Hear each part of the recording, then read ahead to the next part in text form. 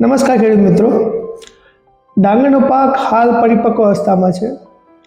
જે ખેડૂત મિત્રોએ ડાંગરના પાકની 15 થી 20 દિવસમાં કાપણી કરવાની છે એમણે અમુક બાબતોનું ખાસ ધ્યાન રાખવું.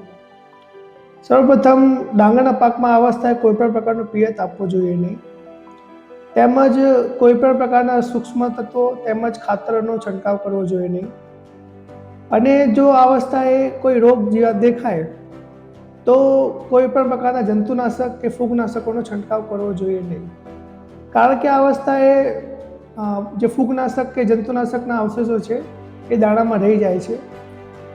ખોરાક તરીકે ઉપયોગમાં લેવાથી નુકસાન થઈ શકે છે. તેમજ આ અવસ્થાએ આ બાબતોનું ધ્યાન રાખવાથી ખર્ચમાં પણ ઘટાડો થઈ શકે છે. વધુ માહિતી માટે કૃષિ પ્રગતિ યુટ્યુબ ચેનલને સબસ્ક્રાઈબ કરો અને શેર કરો.